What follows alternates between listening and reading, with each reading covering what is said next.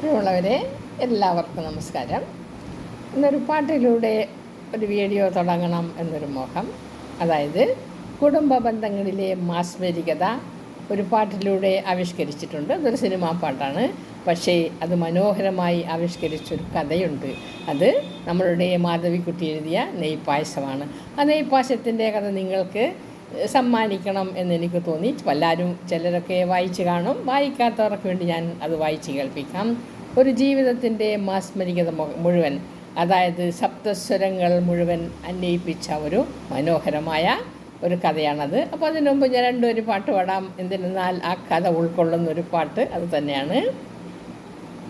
വേഷങ്ങൾ ജന്മങ്ങൾ, വേഷം മാറാൻ നിമിഷങ്ങൾ, നാം അറിയാതാടുകയാണീ ജീവിതവേഷം, നാം അറിയാതാടുകയാണീ ജീവിതവേഷം. അതെ, നമ്മളെല്ലാവരും എത്ര കോടി മനുഷ്യരുണ്ടായാലും ശരി, ഓരോരുത്തരും അവരുടെ വേഷം പ്രത്യേകം തന്നെയാണ് ആടിത്തീർക്കുന്നത്. അത് ദൈവത്തിൻ്റെ, നമ്മളെ സൃഷ്ടിച്ച ദൈവത്തിൻ്റെ വൈഭവമാണ്. അതുകൊണ്ട് നമുക്ക് കേൾക്കാം മാധവിക്കുട്ടിയുടെ നെയ്പായസം എന്ന മനോഹരമായ കഥ. ഞാൻ വായിക്കാം, കേൾക്കുക. താൻ താക്കോലെടുത്ത് ഉമ്മറത്തെ വാതിൽ തുറന്നു. അപ്പോഴാണ് അവളുടെ കിടപ്പ് കണ്ടത്. വായ അല്പം തുറന്ന് നിലത്ത് ചരിഞ്ഞു കിടക്കുന്നു. തലതിരിഞ്ഞ് വീണതായിരിക്കുമെന്ന് വിചാരിച്ചു. ഈ തലതിരിഞ്ഞ് എന്ന് പറയുന്നത് തല കറങ്ങുക എന്നാണ്. നമ്മുടെ കണ്ണൂർ ഭാഷയാണത്.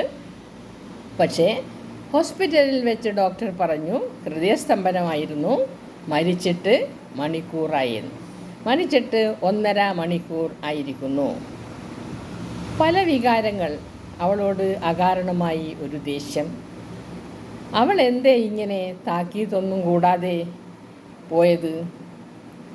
എല്ലാ ചുമതലകളും തൻ്റെ തലയിൽ വെച്ചുകൊണ്ട് പോയല്ലോ. ഇനി ആരാണ് കുട്ടികളെ കുളിപ്പിക്കുക? ആരാണ് അവർക്ക് പലഹാരങ്ങൾ ഉണ്ടാക്കി കൊടുക്കുക? ആരാണ് ദീനം പിടിക്കുമ്പോൾ അവരെ ശുശ്രൂഷിക്കുക? എൻ്റെ ഭാര്യ മരിച്ചു. അയാൾ തന്നെത്താനെ മന്ത്രിച്ചു. എൻ്റെ ഭാര്യ ഇന്ന് പെട്ടെന്ന് ഹൃദയസ്തംഭനം മൂലം മരിച്ചതുകൊണ്ട് എനിക്ക് 2 ദിവസത്തെ ലീവ് വേണം. എത്ര നല്ല ലീവ് അഭ്യർത്ഥനയായിരിക്കും അത്.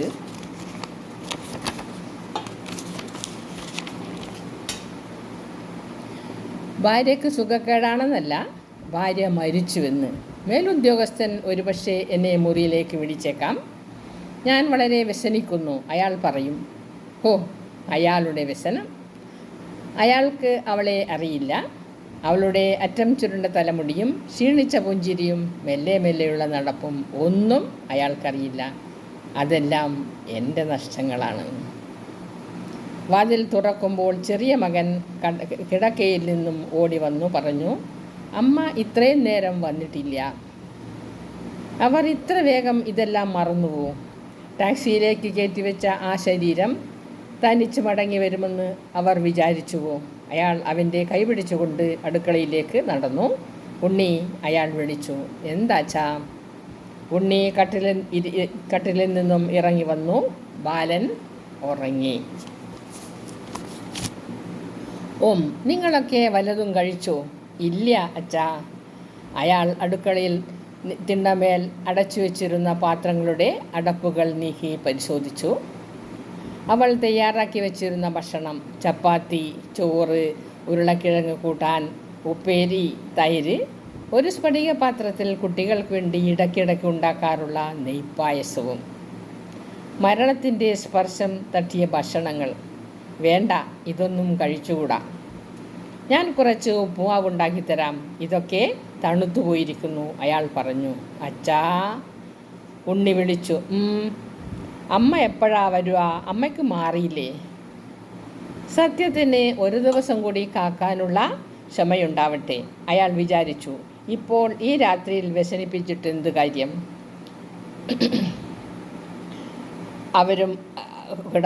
അവരും നല്ലതുപോലെ ആഹാരം കഴിക്കട്ടെ, അയാൾ വിചാരിച്ചു.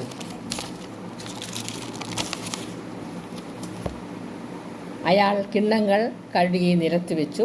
2 കിണ്ണങ്ങൾ മാത്രം. ബാലനെ വിളിക്കേണ്ട, ഉറങ്ങിക്കോട്ടെ, അയാൾ പറഞ്ഞു.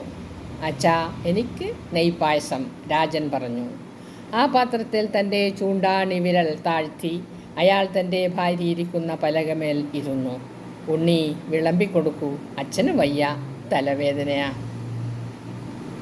അവർ കഴിക്കട്ടെ, ഇനി ഒരിക്കലും അവളുണ്ടാക്കിയ ആഹാരം അവർക്ക് കിട്ടുകയില്ലല്ലോ. കുട്ടികൾ പായസം കഴിച്ചു തുടങ്ങി. അയാൾ അത് നോക്കിക്കൊണ്ട് നിശ്ചലനായി കുറേ നേരം ഇരുന്നു. കുറേ നിമിഷങ്ങൾക്ക് ശേഷം അയാൾ ചോദിച്ചു, ചോറ് വേണ്ടേ ഉണ്ണി? വേണ്ട അച്ഛാ, പായസം മതി, നല്ല സ്വാദ്, ഉണ്ണി പറഞ്ഞു. രാജൻ ചിരിച്ചുകൊണ്ട് പറഞ്ഞു, ശരിയാ, അമ്മ അസ്സൽ നെയ്പായസം ഉണ്ടാക്കിയത്. തൻ്റെ കണ്ണുനീർ തൻ്റെ മക്കളിൽ നിന്നും മറച്ചു വെക്കാൻ അയാൾ കുളിമുറിയിലേക്ക് നടന്നു.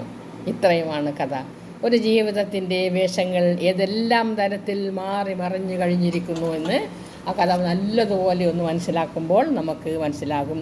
കുട്ടികളിൽ നിന്ന് മറച്ചു വെക്കാൻ വേണ്ടി അമ്മ മരിച്ചുപോയി എന്ന സത്യം ഒരു രാത്രിയെങ്കിലും മറച്ചു വെക്കാൻ വേണ്ടി അയാൾ എന്തൊക്കെ പാടുപെട്ടു. അതെ, തൻ്റെ ഭാര്യ മരിച്ചുപോയി എന്ന സത്യം ഉൾക്കൊള്ളാൻ അയാൾ എന്തൊക്കെ വിഷമങ്ങൾ സഹിച്ചു. പിന്നെയോ സ്വന്തം മനസ്സിനെ അയാൾക്ക് വിശ്വസിപ്പിക്കാനേ കഴിഞ്ഞില്ല. ആ മക്കൾ എങ്ങനെ ജീവിക്കും, എങ്ങനെ അവരെ വളർത്തും എന്ന് അയാൾക്ക് അറിഞ്ഞതേയില്ല. അങ്ങനെ എന്തെല്ലാം കാര്യങ്ങൾ അയാൾ നമ്മൾ ജീവിതത്തിൽ അനുഭവിക്കുന്നു. അപ്പോൾ അമ്മയുണ്ടാക്കിയ ആഹാരം ഇനിയൊരിക്കലും ആ മക്കൾ കഴിക്കില്ല എന്ന വിചാരം ഉണ്ടായത് കൊണ്ട് തന്നെ ആ അമ്മയുടെ വിരഹം അവരെ അച്ഛൻ ആ രാത്രി അറിയിക്കുന്നതേയില്ല. ശരിക്കും മാധവിക്കുട്ടി ഇത്രയും നല്ലൊരു കഥ എഴുതിയപ്പോൾ ശരിക്കും ജീവിതത്തിൻ്റെ താളങ്ങളും ലയങ്ങളും വേഷങ്ങൾ പലതരത്തിൽ മാറുന്ന ആ ഒരവസ്ഥയെ ഇത്രയും മനോഹരമായി വർണ്ണിച്ചപ്പോൾ ആ കഥ വല്ലപ്പോഴുമൊക്കെ ഒന്ന് വായിക്കുക, കേൾക്കുക, അത് മനോഹരമാണ്. നമ്മൾ ജീവിതത്തിൽ ഇങ്ങനെ ഓരോരോ കഥയും കവിതയും ഒക്കെ വായിക്കുമ്പോൾ ജീവിതം വളരെ വളരെ മനോഹരമാക്കാൻ പറ്റും. വിരസമാവുകയില്ല.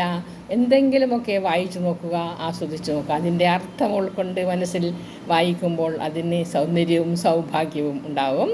നന്ദി, നമസ്കാരം.